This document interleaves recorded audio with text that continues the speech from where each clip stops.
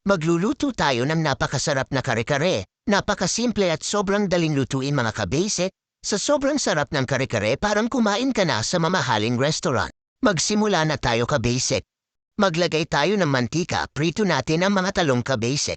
Ang talong ay isang high-fiber low-calorie na mayaman sa nutrients at may maraming potensyal na benepisyo sa kalusugan mula sa pagbabawas ng panganib ng sakit sa puso hanggang sa pagtulong sa pagkontrol ng asukal sa dugo at pagbaba ng timbang. Ang mga talong ay simple at masarap na karagdagan sa anumang malusog na diet. Prito natin ang isang taling sitaw. Nakakatulong din ang pagkain ng sitaw upang makaiwas sa ilang uri ng sakit tulad ng sakit sa puso at diabetes, pampatibay ng buto dahil sa taglay nitong vitamin K. Prito din natin ang isang taling pechay. Ang pechay ay malakas sa mahahalagang bitamina at mineral. Maglagay tayo ng konting mantika. Maglagay tayo ng 1 tablespoon at syete. Haluin natin hanggang magkulay then set aside natin konting mantika at ilagay ang isang buong bawang. Ang bawang ay may kakayahan itong labanan ang mga bacteria and virus. Isang buong sibuyas. Mga kabasic, anong favorite mong ulam? Comment mo naman sa baba ng video. Maglagay tayo ng 300 pesos na pork liempo.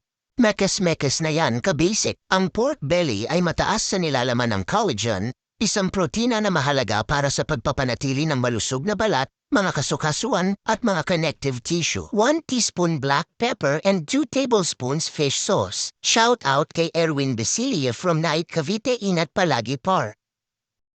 Takpan ng 5 minutes. After ng 5 minutes, lagyan ng isang mangkok ng tubig.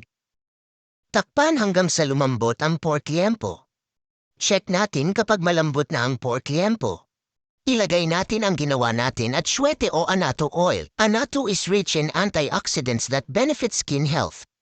Maglagay tayo ng peanut butter, yung pangkare-kare. 30 pesos ang bili ko sa palengke kabasic. Mekes-mekes natin kabasic hanggang matunaw ang peanut butter. Kung nagustuhan mo ang recipe natin, huwag mo sana kalimutan i-share para makita ng pamilya mo. Like and follow muna din ang ating page kabasic. Salamat. Maglagay tayo ng 1 teaspoon magic sarap. Haluin natin, sobrang sarap nito kabasic.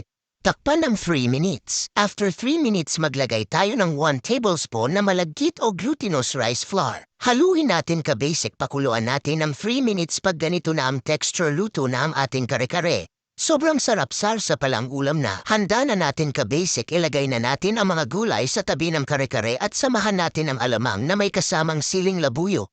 Mapaparami ka ng kain ito kabasic, kaya wag ka muna mag-diet. Kaya subukan mo na lutuin kabasic, napakadali at simpleng ingredients lang makakaluto ka na ng napakasarap na kare-kare. Sa mga gustong magpa-shoutout, comment lang kayo. Salamat sa panunood kabasic.